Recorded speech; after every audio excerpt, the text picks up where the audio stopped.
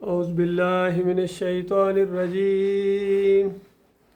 بسم اللہ الرحمن الرحیم فلما آتاہما صالحا جعلہ شرکاء فیما آتاہما فتعالی اللہ عما یشرکون ایشرکون ما لا یخلق شیئا وهم یخلقون۔ یہ سورۃ الاعراف کی آیتیں ہیں۔ ایک بہت ہی زبردست قسم کا مضمون جو قرآن میں ہے، ایمان کو اور شرک کو علیحدہ کرنے کے لیے اور مشرکین پر حجت تمام کرنے کے لیے کہ تم کیسے کہہ سکتے ہو کہ تم ایمان سے واقف نہیں تھے، توحید کا تمہیں پتہ نہیں تھا، اور اب تم آ گئے ہو آخرت میں اللہ کے سامنے شرک کر کے، اور اب تمہیں مار پڑنے والی ہے، اور اب چیخ رہے ہو، چلا رہے ہو۔ دنیا کا معاملہ ذرا یاد کرو، جب تم دنیا میں تھے اور تمہارے سامنے یہ دعوت اٹھی تھی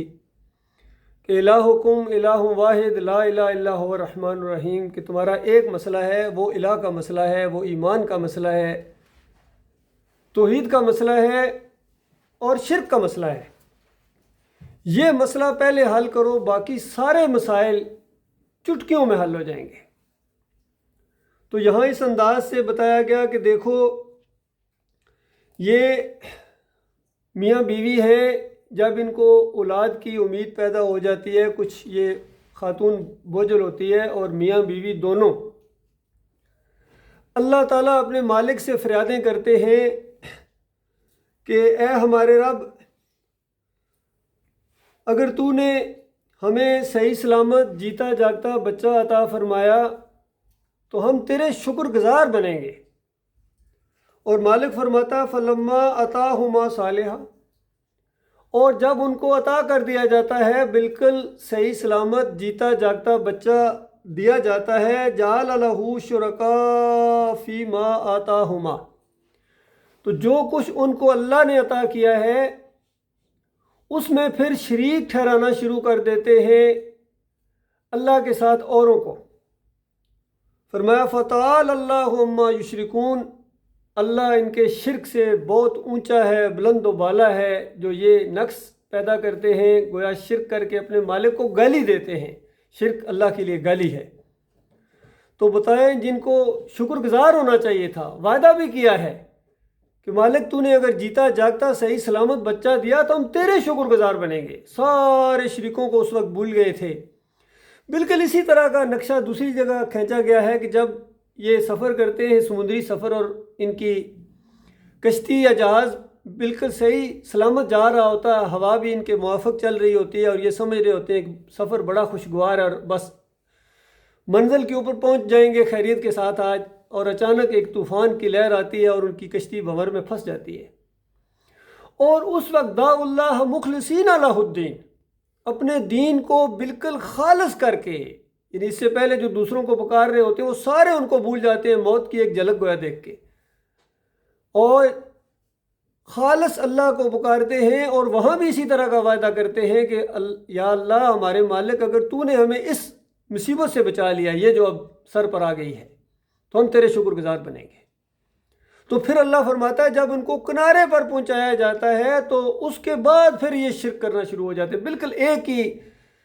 صورتحال ہے، دونوں انداز سے دیکھیے۔ ایک مشرکین کی خالص صفت بیان کی گئی ہے، اور یہ ان مشرکوں کی بات ہو رہی ہے جو کٹے مشرک ہیں، مکہ کے مشرکین ہیں،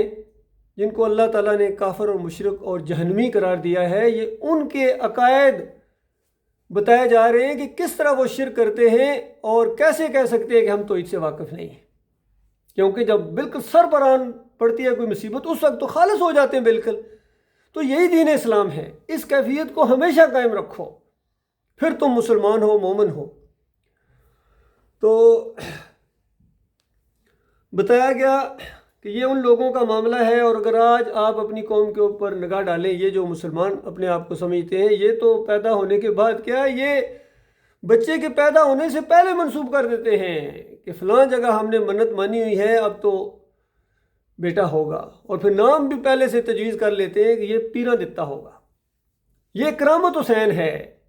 یہ طفیل محمد ہے، یہ فلاں بابا کی عطا ہے، اور یہ 11ویں کی تھی تو یہ 11ویں والی سرکار نے یہ دیا ہے یا دلایا ہے، دلایا تو خیر نہیں بلکہ دیا کہتے ہیں، اور میلاد بھی کی تھی تو یہ محمد صلی اللہ علیہ وسلم کی عطا تو ضروری ہے۔ تو اس انداز سے آپ موازنہ ذرا کریں کہ آج کے ان شرک کرنے والوں کا حال ان مشرکین سے بہت ہی زیادہ ہے۔ اب جو دوسری بات یہاں میں آج آپ کے سامنے لانا چاہتا ہوں وہ یہ کہ اللہ تعالیٰ کس طرح اپنے بندوں کو آزماتا ہے، اس نے ایمان اور کفر کے درمیان کس طرح ایک لائن رکھی ہوئی ہے، اور آزمائش تو ہونی ہے۔ یہاں پہلی آیات جو اس کے ساتھ بالکل جڑی ہوئی ہیں، اس سے پہلے 2 آیات اگر آپ پڑھیں تو آپ کو یہ سامنے آئے گا، مالک فرماتا ہے هو الذی خلقکم من نفس واحدہ، کہ وہ اللہ جس نے تمہیں ایک جان سے پیدا کیا ہے۔ اب یہ اشارہ ہے آدم علیہ السلام کی طرف، ایک جان سے یہ ساری انسانیت پیدا ہوئی ہے۔ وَجَعَلَ مِنْهَا زَوْجَهَا، اور اسی میں سے اس کی بیوی کو پیدا کیا، یہ حوا علیہ السلام کی بات ہو رہی ہے۔ لِيَسْكُنَ إِلَيْهَا، تاکہ اس کی طرف وہ سکون حاصل کرے، آپس میں میاں بیوی کا ایک رشتہ قائم ہوا ہے، سب سے پہلا رشتہ میاں بیوی کا بہت ہی پیارا رشتہ ہے۔ فرمایا فَلَمَّا تَغَشَّاهَا، جب اس عورت کو ڈانپ لیا گیا حملت حملا خفیفہ، تو اس میں ہلکا سا حمل رہ گیا، فمرت بھی، اور اس کے ساتھ وہ چلتی پھرتی رہی۔ یہ چونکہ بات وہاں ہو رہی تھی، اس جوڑے کی بات ہوئی ہے، اور آگے جا کے مشرکین مکہ کو بات بتائی گئی ہے کہ دیکھو تمہارا یہ حال ہے، حالانکہ آدم علیہ السلام کو کس نے پیدا کیا تھا، اس کی بیوی کو کس نے پیدا کیا تھا، ان کو اولاد کس نے دی تھی۔ اس انداز سے سمجھایا گیا ہے اور اس میں آزمائش رکھی گئی ہے۔ اب اس دونوں آیات کو گٹھا ملا کے کچھ مفسرین نے ایسا نتیجہ نکالا جو پورے قرآن کا پھر انکار لازم آتا ہے۔ یہ کل میں نے بیان یہاں بحرین میں اندازہ لگائیے، ریڈیو کے اوپر ان کی مفتی صاحب یہ بیان کر رہے ہیں اس واقعے کو، جس کو عبد الوہاب نجدی صاحب نے کتاب التوحید کے اندر بیان کیا ہے۔ کہتے ہیں کہ آدم علیہ السلام کی اولاد نہیں بچتی تھی، جو بچہ پیدا ہوتا تھا مردہ پیدا ہوتا تھا۔ ایک دفعہ ہوا، دوسری دفعہ ہوا، اور پھر ابلیس آیا، پہلی دفعہ بھی اور دوسری دفعہ بھی، آ کے کہنے لگا کہ میں وہی ہوں جس نے تم دونوں کو جنت سے نکلوایا تھا، میں وہ ہوں، اور یہ بچہ جو تمہارا پہلا بھی مردہ پیدا ہوا ہے اور اس دفعہ بھی مردہ پیدا ہوا ہے، اب بھی مردہ پیدا ہوگا تیسری مرتبہ بھی، اور میری اگر تم ایک بات مان لو تو پھر اس مصیبت سے تم بچ جاؤ گے۔ اور میرا مطالبہ یہ ہے کہ اس بچے کا نام تم عبد الحارث رکھنا، اور اس جھوٹی روایت کے مطابق حارث شیطان کا ایک نام ہے، عبد الحارث یعنی شیطان کا بندہ۔ تو پہلی مرتبہ حوا اور آدم علیہ السلام نے بات نہیں مانی، دوسری مرتبہ نہیں مانی، تیسری مرتبہ نہیں مانی، یہ مسلسل بچہ مردہ پیدا ہوتا رہا، اور پھر چوتھی مرتبہ جب آیا تو ابلیس نے کہا کہ اس کے بعد تو وہ سینگوں والا پیدا ہوگا اور بچہ گویا ماں کے پیٹ کو پھاڑتا ہوا اس دنیا میں آئے گا۔ تو پھر عبد الوہاب نجدی صاحب کہتے ہیں کہ آدم علیہ السلام اور حوا علیہ السلام کو بچے کی محبت کی وجہ سے اس کا یہ مطالبہ ماننا پڑا، اور عہد کر لیا کہ بچہ اگر صحیح سلامت پیدا ہو گیا تو ہم اس کا نام عبد الحارث رکھیں گے، یعنی شیطان کا بندہ۔ غور کیجئے، یہ ایک نبی کا کریکٹر بیان ہو رہا ہے، وہ نبی جو جنت کو دیکھ کے آئے ہیں، جو پہلے اس ابلیس کا وار کھا کے آئے ہیں اور اللہ سے توبہ کر کے معافی مانگ کے آئے ہیں، اور اتنے زیادہ چوکنے وہ ہو گئے اور ان کے اوپر کیسا شدید الزام لگایا جا رہا ہے۔ اور اس کے بعد عبد الوہاب نجدی صاحب اپنے اس جھوٹ کو کور کرنے کے لیے کہتے ہیں اصل میں شرک تو کیا، کیونکہ اللہ کے علاوہ کسی اور کا بندہ نام رکھنا شرک ہے، یعنی عبد العزیٰ یا عبد المناف یا اس طرح کی کوئی چیزیں، یا کوئی اور کسی طرف منسوب کر دینا عبد الحارث، یہ شرک تو ہے، کیونکہ بہترین نام عبداللہ ہے، عبد الرحمن ہے، اس طرح کے نام ہیں، اللہ کا بندہ، الرحمن کا بندہ۔ تو کسی اور کا بندہ کہو گے تو یہ شرک تو ہو جائے گا، لیکن مسئلہ یہ ہے کہ یہ شرک فی العبادت نہیں تھا، شرک فی الاطاعت تھا، یعنی اطاعت کے اندر شریک ٹھہرایا۔ پوچھو حضرت صاحب اطاعت کرنے کے بعد کیا کیا؟ عبد الحارث نام رکھ دیا تو شرک تو ہو گیا۔ تو اس طرح انہوں نے اس کی تعویل کرنے کی کوشش کی، اور شرک کی کوئی تعویل نہیں ہوتی ہے، یاد رکھیے۔ تو پہلا الزام جو لگایا گیا پہلے نبی اور ابو البشر کے اوپر یہ لگایا ہے عبد الوہاب نجدی صاحب نے۔ کتاب التوحید کے اندر اندازہ لگائیے کتنی سادہ بات تھی، اور اس کو کیسے شیطان نے دھوکہ دیا، اور کس طرح ایک عالم دین، ایسا عالم دین جو بہت بڑا مجاہد بھی گزرا ہے دنیا والوں کی نظر سے، اور بہت زیادہ اس نے بتوں کو اور مزاروں کو گرایا ہے، اور اگر ایمان خالص ہوتا تو سارے کے سارے گراتا۔ بہرحال ایک پھر بھی اس نے چھوڑ دیا، جس کا مطلب ہے کہ اس کے عقیدے کے اندر خرابی تھی، توحید کے اندر بھی شیطان نے شرک رکھ دیا۔ اب اور سنیے فضائل اعمال کا قصہ، اسی طرح کا الزام جو زکریا کاندلوی صاحب نے، یہ تبلیغی جماعت والے جن کا رائے ونڈ میں مرکز ہے، اور وہاں انڈیا میں بھی بہت بڑا مرکز ہے، بنگلہ دیش میں بھی بہت بڑا مرکز ہے، اور یہاں بحرین میں بھی مسجد نور کے نام سے اندازہ لگے، نورانی دل ایسے سیاہ ہیں ان کے، مشرکانہ ہیں۔ واقعہ سنیے جو فضائل اعمال کے اندر لکھا ہوا ہے، اور بے شمار واقعات ہیں شرک کے، کفر کے، اللہ کی کتاب کا انکار، حدیثوں کا انکار، جھوٹے قصے۔ لیکن اس میں ایک جھوٹا قصہ یہ بھی ہے کہ کہتے ہیں کہ آدم علیہ السلام کی توبہ قبول نہیں ہو رہی تھی، اور آخر میں آ کے روتے روتے جب تھک گئے تو اس کے بعد آخر میں کہا کہ اے اللہ تجھے محمد صلی اللہ علیہ وآلہ وسلم کا واسطہ، میری یہ لغزش قبول فرما، توبہ قبول فرما۔ تو اللہ تعالیٰ کو پوچھنا پڑا کہ اے آدم، یہ جو تو کہہ رہا ہے محمد صلی اللہ علیہ وسلم کا واسطہ، تجھے کیسے پتہ چلا؟ اس طرح واسطہ اگر دیا جائے تو پھر میں گویا مجبور ہو جاتا ہوں، یا میں لازمی اس دعا کو قبول کرتا ہوں۔ تو آدم علیہ السلام نے کہا کہ جب آپ نے مجھے پیدا کیا تھا تو عرش کے اوپر یہ ایک نام میں نے دیکھا تھا، تو اسی وقت مجھے کچھ شک پڑ گیا تھا یا اندازہ ہو گیا تھا، تو آج میں نے اس کا یہ تجربہ کیا ہے۔ تو اللہ تعالیٰ کا بالکل صحیح تو نقطے پر پہنچا ہے، اور بالکل ایسا ہی ہے، اگر میں اس نام کو یعنی محمد صلی اللہ علیہ وسلم کو پیدا نہ کرتا تو میں تجھے بھی پیدا نہ کرتا، اور دوسری جھوٹی روایت میں ہے کہ میں کائنات کو پیدا نہ کرتا۔ تو اس طرح آدم نبی علیہ السلام کے اوپر یہ الزام لگانے والے دوسرے شخص جو ہیں یہ زکریا کاندلوی ہیں، تو اتنا جھوٹا قصہ انہوں نے بیان کیا، حالانکہ ان کی توبہ کا ذکر، آدم علیہ السلام اور حوا علیہ السلام کی توبہ کا ذکر قرآن میں موجود ہے۔ اللہ تعالیٰ نے ان کو توبہ کے کلمات سکھائے، فَتَلَقَّىٰ آدَمُ مِن رَبِّهِ كَلِمَاتٍ فَتَابَ عَلَيْهِ، فَتُوبَ وَتَابَ عَلَيْهِ، اس طرح کے الفاظ ہیں کہ اللہ تعالیٰ نے آدم کو کلمات سکھائے، یعنی وحی کے ذریعے بتایا کہ آپ اس طرح توبہ کرو، اور وہ توبہ کی، ربنا ظلمنا انفسنا فإن لم تغفر لنا وترحمنا لنکونن من الخاسرین، دونوں نے، یا اللہ ہم نے اپنی جانوں کے اوپر ظلم کیا، کیونکہ جب انسان اللہ کی نافرمانی کرتا ہے تو یاد رکھیے وہ اپنی جان کے اوپر ظلم کرتا ہے، اپنے آپ کو گویا سزا کے لیے پیش کر رہا ہے۔ وہ اس طریقے سے اللہ کی نافرمانی ہو گئی، اور انہوں نے دونوں نے توبہ استغفار کی، اور مالک فرماتا ہے ہم نے توبہ ان کی قبول کی ہے، اور ہم تو ہیں التواب ہیں، ہم تو بہت بڑے توبہ قبول کرنے والے ہیں۔ تو یہ دیکھیے قرآن کے اندر، لیکن زکریا صاحب نہیں مانتے ہیں، تبلیغی جماعت والے نہیں مانتے ہیں۔ اس طرح انہوں نے شرک کا الزام گویا آدم علیہ السلام کے اوپر بھی اور نبی علیہ السلام کے اوپر بھی گویا یہ الزام ہے، کیونکہ کہتے ہیں نبی علیہ السلام نے یہ بتایا، گویا نبی علیہ السلام بھی اس میں شامل کر دیے گئے۔ تو اس طریقے سے انبیاء کے اوپر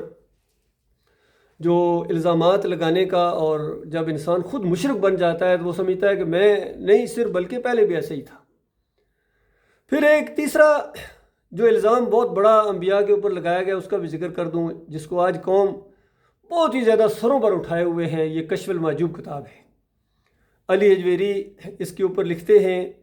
و شکر کا عنوان باندھتے ہیں، اور اپنے ان وحدت الوجود اور وحدت الشہود اور جتنے یہ تصوف کے عقیدے ہیں جو صوفیہ کے، چاہے ابن عربی ہوں اور بایزید بستامی ہوں، ابراہیم ادم ہوں، عبد القادر جیلانی ہوں، محی الدین چشتی ہوں، جتنے بھی ہیں، رابعہ بصری ہوں، یا یہ مجدد الفسانی ہوں، یا شاہ ولی اللہ کا پورا خاندان ہو، یہ وحدت الوجود کے عقیدے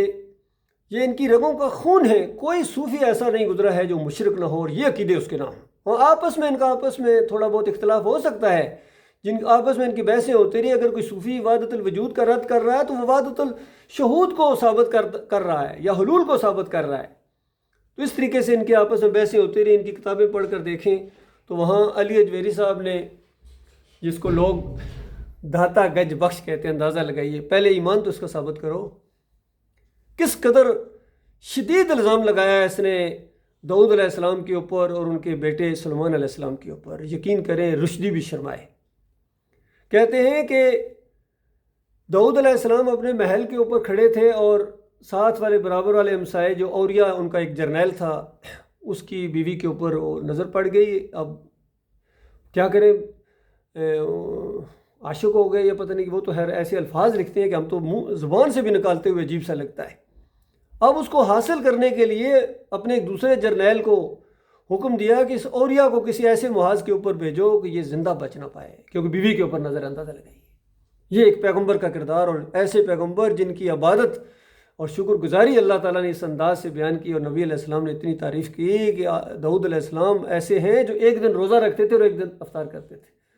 اور اس قدر تہجد گزار تھے اور اس قدر اللہ کی تعریف کرتے تھے کہ پہاڑ ان کے ساتھ گنگنانا شروع، اندازہ لگائیے، پرندے رک جاتے تھے، ایسی اللہ کی تعریفیں کرتے تھے. اور ایسے جنگجو تھے، ایسے کہ جالوت کو جا کر مارا تھا انہوں نے، اندازہ، ایسے مجاہد اور ایسے اللہ کے راستے کے وہ مجاہد تھے. ان کے اوپر ایسا شدید وار کیا اس علی اجویری نے، جس کو داتا کہتے ہیں یہ پلاننگ کر کے اوریا کو مروایا، اور پھر انتظار نہیں ہو سکا. عدت کا بھی اندازہ لگائیے، عدت کا بھی انتظار نہیں کیا،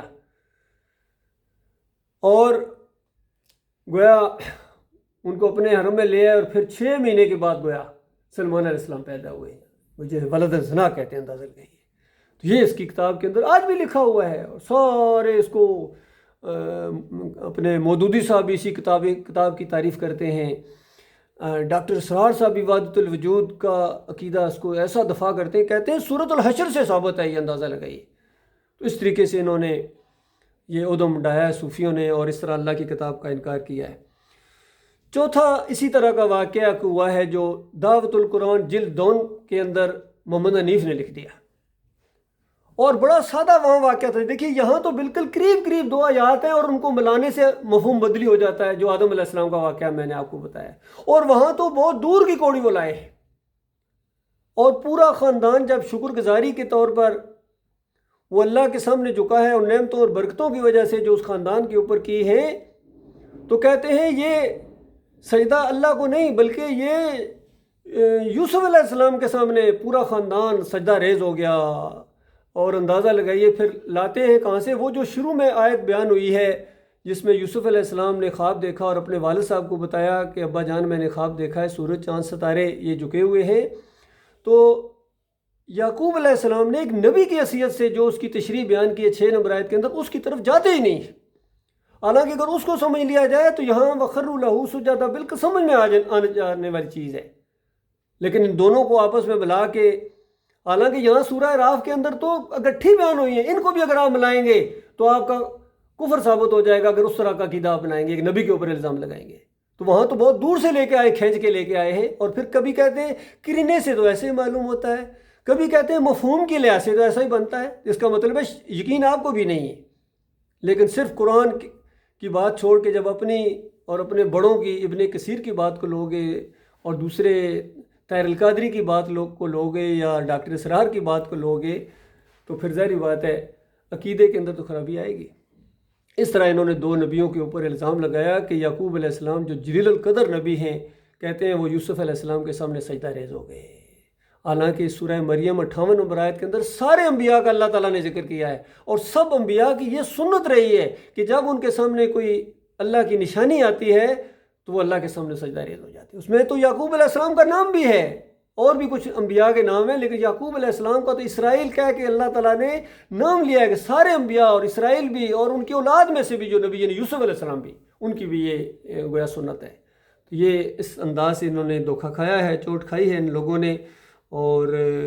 قرآن کی بات کو انہوں نے پیچھے کر کے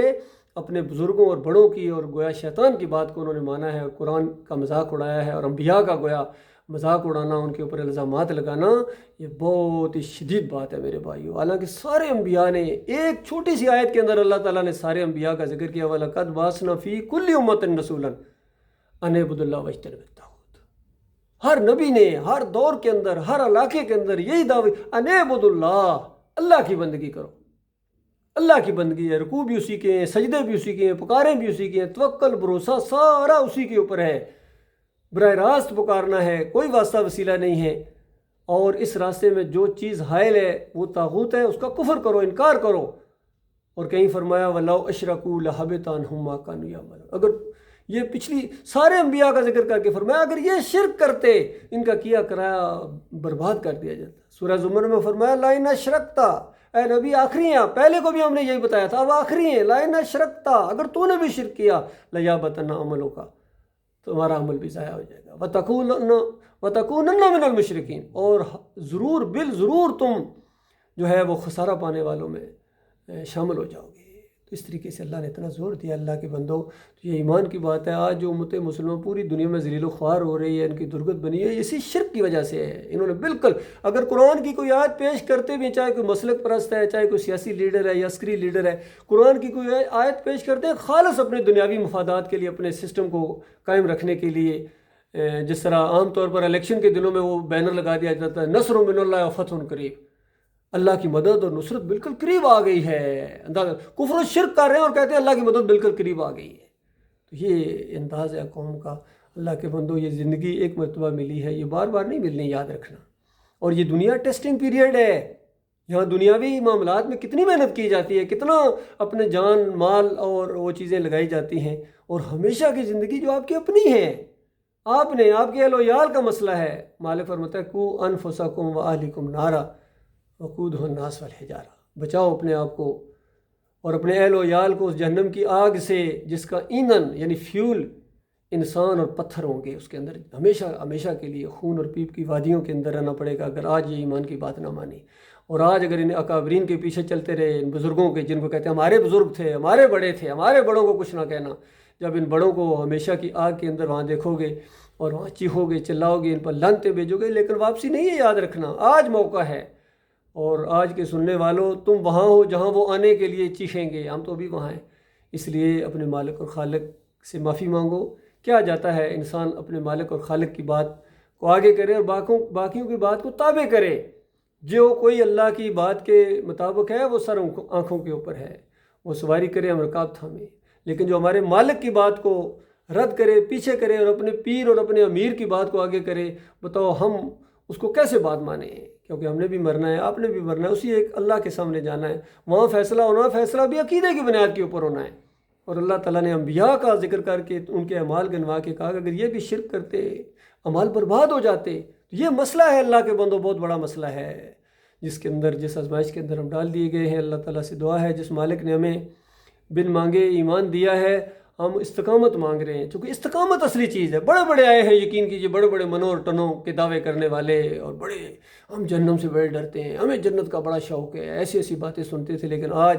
وہ قرآن کی بات کو پیچھے کر کے اپنے نفس کی بات کو یا اپنے بڑوں کی بات کو یا معاشرے اور رسم و رواج کو آگے رکھتے ہیں۔ تو یہ بڑا عجیب لگتا ہے کہ انسان نے کس طرح اپنے مالک اور خالق کے ساتھ غداری کی ہے، اور شیطان کی باتوں میں آ گیا ہے، شیطان کے فلسفے مانتا ہے، شیطان کی باتوں۔ شیطان تو انسان کا کھلا دشمن ہے، یہ دشمنی کرے گا، ہر وقت تمہارے ساتھ دشمنی کرے گا، میدان محشر میں بھی جا کے دشمنی کرے گا، کہے گا بھگتو آپ، چکھو مزے۔ اللہ تعالیٰ غور و فکر کرنے اور ایمان خالص کے اوپر جم جانے کی توفیق عطا فرمائے۔